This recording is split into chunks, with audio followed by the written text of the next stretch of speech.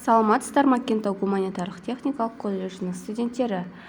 Бүгінгі тақырыбымыз алғашқы көмек көрсету бала өмірін қорғау пәнінен жарақаттардың түрі, оған көрсетілетін бірінші көмек.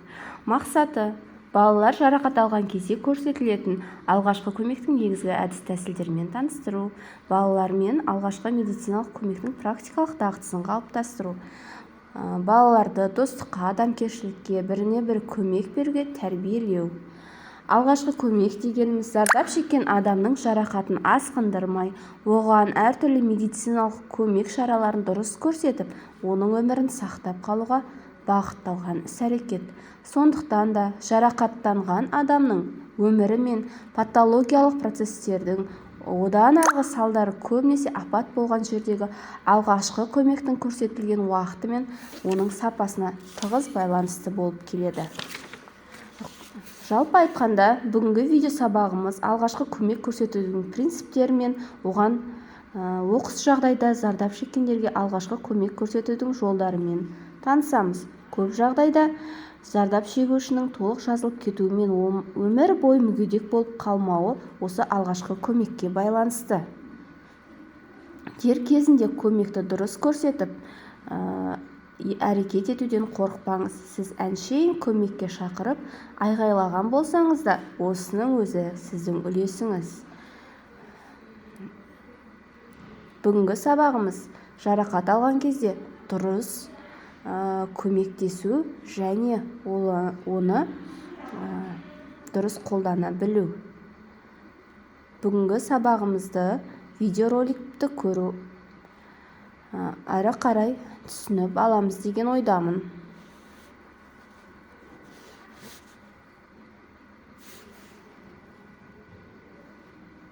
Кейде жақындағы біреуге алғашқы медициналық көмек қажет болады. Біз өзіңе немесе басқа адамға көмектесетіндей, алғашқы медициналық көмек көрсете алатындай ең жиі кездесетін жағдайлар туралы айтып береміз. Бірінші кезекте жағдайды бағала. Егер көмектесе алсаң, әрекет жаса. Көмектесе алмасаң, жедел жәрдем шақыр. Біреу есінен танып қалса, бұл талу. Жиі талудың алдында адамның басы айналады.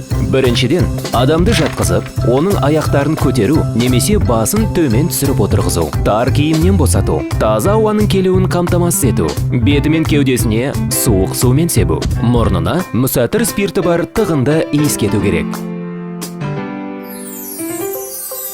Егер біреудің түйілуін немесе тұншығуын көрсең, Геймлих әдісін қолдануың тиіс. Тұншығып жатқан адамның артынан тұрып, қолдарымен құшақта. Бір қолыңның жұдырығын түй, екінші қолыңды үстінен қой. Содан кейін 2-3 рет кіндігі мен қабырға арасынан қатты басып қал.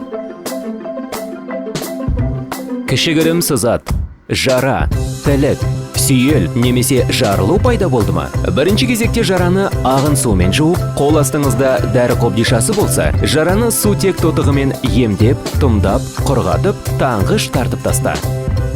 Егер біреу жарақаттанып қалып, және сол адамда қан кетіп жатса, ең бастысы қан кетуді тоқтату. Кішігірім қан кетуді жараны алдын ала жуып, емдеп, тұмдап, таңғыш тартып тоқтатады.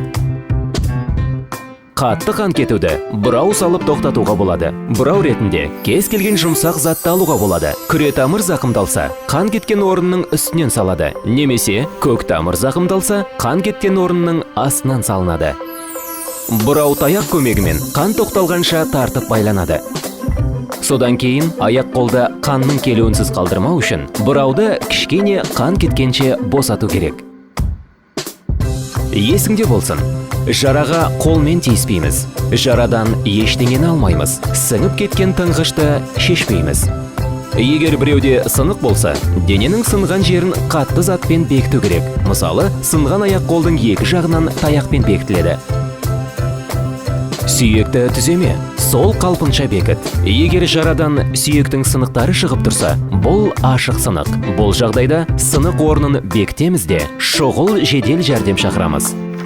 Жарақаттанған адамға алғашқы медициналық көмек көрсетуді білу өте маңызды дағды. Алғашқы медициналық көмек көрсетудің негіздерін біле отырып, сен қиын жағдайларда абыржымай, айналадағы адамдарға немесе өзіңе көмектесе аласың. Бірақ ұмытпа, егер сен қалай көмек көрсетуге болатынына сенімді болмасаң, алдымен айналадағы адамдарды көмекке шақыр және 103 нөмірі бойынша жедел жәрдем шақыр.